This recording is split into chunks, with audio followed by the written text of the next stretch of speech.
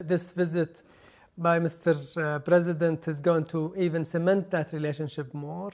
I think having the private sector participation respond to one of our key initiatives in Saudi Arabia of having the private sector participation in our GDP grow from where it is now to 65%. The visits of the CEOs obviously is one way to showcase the opportunities in Saudi Arabia, and we have a lot of opportunities that U.S. companies can tap. We've heard of $100 billion in arms deals at least, $40 billion into infrastructure spending. But does the door swing both ways, U.S. money coming into the Saudi economy to help the 2030 plan?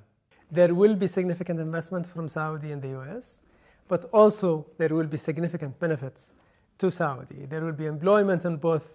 There will be investments on both sides. And you will see it when the deals are announced in a few days' time, that there are significant investments in both sides. You made quite a policy U-turn by reinstilling the salary cuts of 20% for government workers.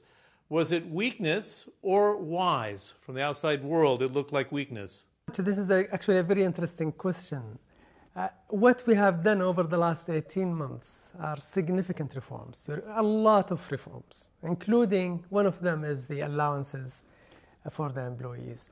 And it was done at a time when we were really worried about the oil price. We were worried about various other stresses in the economy. The king decided that maybe it's about time to inject more funding into the people's hand so that actually it will help the economy grow more. Tell me about the excise tax or a sin tax on tobacco products, for example, even a tax on non-resident Saudis for income. We are moving with our friends and brothers from the GCC, and we are going to implement excise. But a non-resident income tax would be revolutionary, as you know, for the region. We are not introducing any non-resident income tax at all, not until 2020 or beyond, that we are not introducing income tax on our people, we are not introducing income tax on residents, expats. If we're still having the conversation in 2020 about $50 or $55 oil and Saudi Arabia surviving, has the plan failed? We would not really care much whether the price is 40, 45, 50, 55 at that time. We are planning to be leaving totally dependency that we have been living for the last 40, 50 years.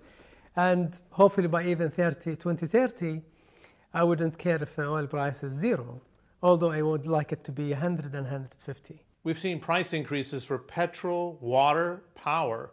Are the Saudi people really willing to stick with the plan of the Deputy Crown Prince?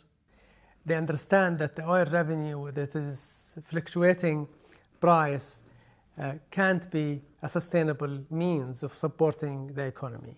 We really need, as Saudi Arabia, to act like the leaders of the Arab and Islamic world. We are in the heart of the Arab and Islamic world, and we need to utilize all of these to enhance our economy and make it thriving, make our people live a better life.